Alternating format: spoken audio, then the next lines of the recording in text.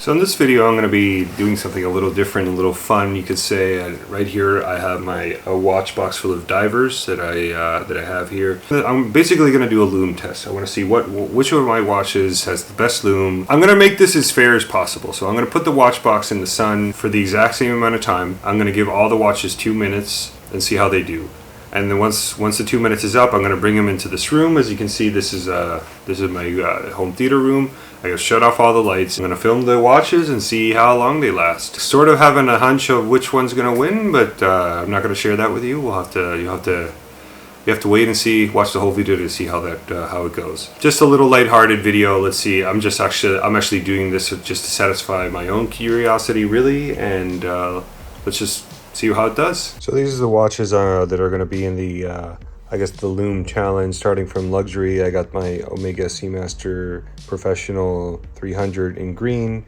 I got my Black Bay 58925. I have my Black Bay 39, Oris Aquis date relief, then tag Heuer Aquaracer, which is actually quite old. I've had it quite a while. I think going on since I've been married, basically 11, 12 years.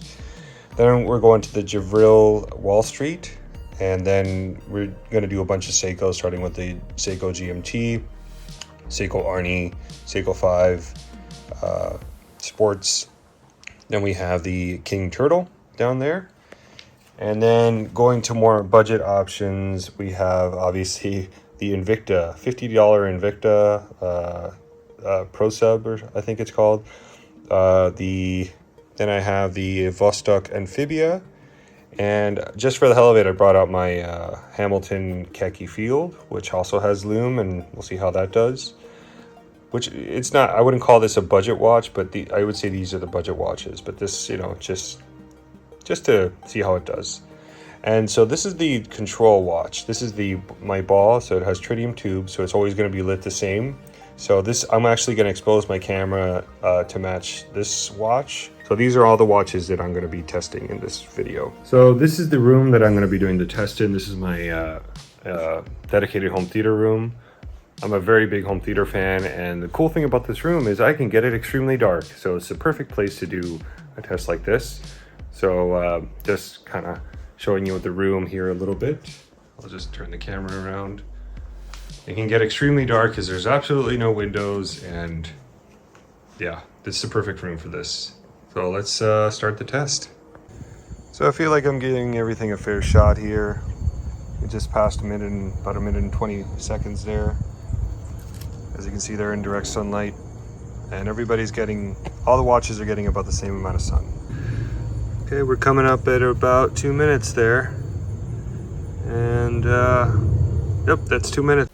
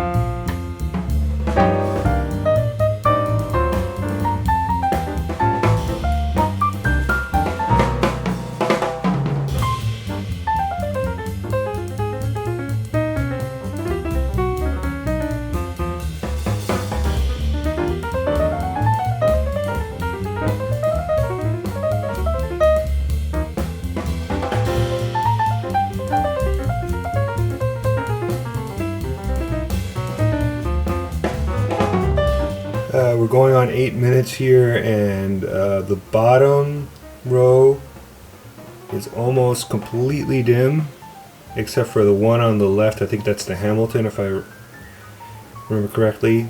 And obviously the ball watch all the way at the bottom right is still shining because it's tritium, and it's always going to shine. So that's almost like the control. But the top row is going pretty strong. The one on the top right, not looking so good. I don't remember which one that one was. Yeah, let's see what happens here.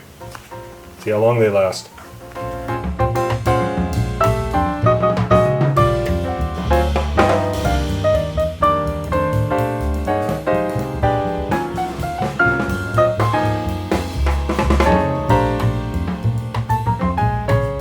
we have a few going strong. It looks like the Javril is completely out of the picture. The bottom row is pretty much gone except for the ball. Omega's still in it. The two Tudors are still hanging in there, as well as the Oris. All four Seikos are still growing pretty strong.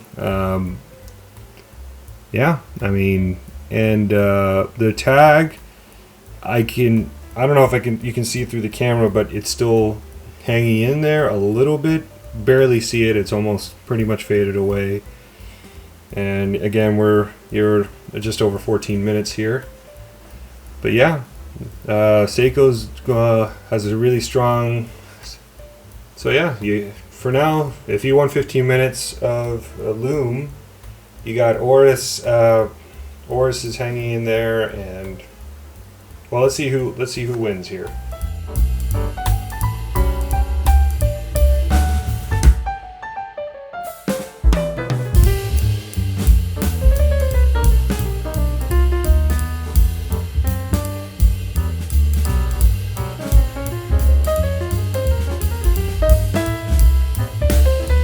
Just hit the 20-minute mark, and obviously you can still see the ball in the bottom right corner. The Seikos are starting to die a little bit. I don't remember exactly what that. Yeah, the looks like the Seiko 5 Sport on the Jubilee bracelet is pretty much almost dead.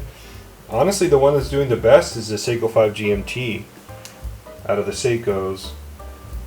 Maybe after that, it's the King Turtle. I can barely make out the tag. I think the tag's been eliminated, and the Oris is starting to die down a bit, and the Tudors are about the same, honestly. But looks like the Omega is about at a similar brightness as the Seiko GMT, maybe actually a little less. So unfortunately, this camera has a 30-minute recording maximum. So right before we hit 30 minutes, I'll stop it and start it again.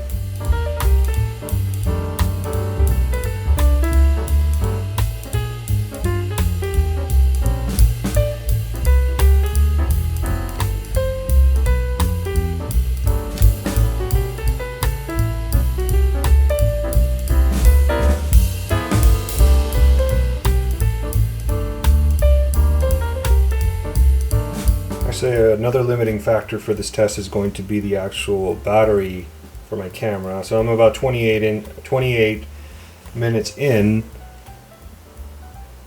and right now I think it's going to be between the Seiko 5 GMT and the Omega. But even I can still see the Tudors, and I can still see the Oris, and I can still see the King Turtle, but it's definitely not as strong as the Seiko 5 GMT. And so yeah, the limiting factor might be the battery for this camera. So hopefully I'll run it as long as I can.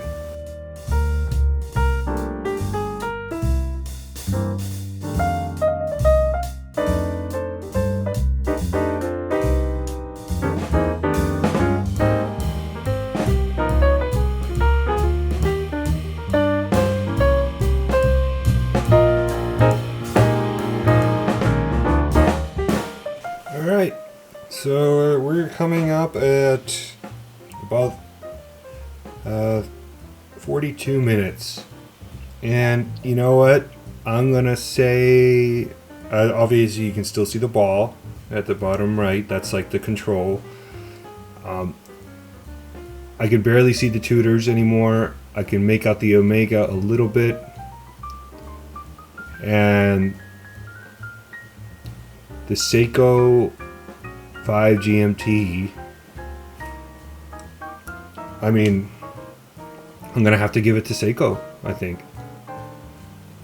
But I'm gonna let it go until the battery dies, basically. So here we go.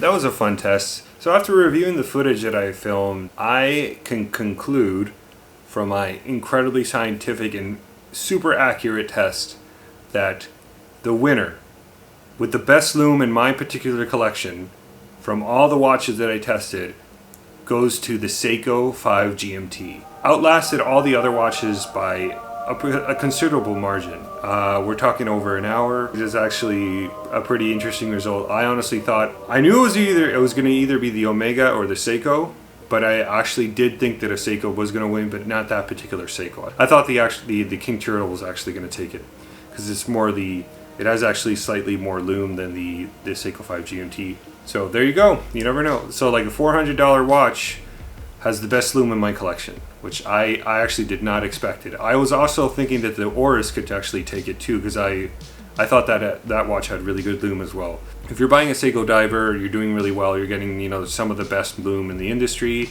regardless of price, because the Omega, we're talking almost a $6,000 watch, but the $400 Seiko outlasted it. So, and by a considerable margin. So if you're interested in really good lume, can't go wrong with Seiko. I don't know, I'm sure there are other lume tests out there on the internet. I haven't looked them up or anything to see if they had similar results as mine, but this is what I got on my result. Feel free to leave a comment if you have any questions or whatever, anything you got to say about this test. Do you think I did something wrong? Do you think I messed it up? Whatever. The methodology that I chose to use in this test was whatever I chose, but if you have any opinions, put them in the comments. Anyway, hope you enjoyed that. It really helps the channel if you can like and subscribe, and I'll see you in the next one.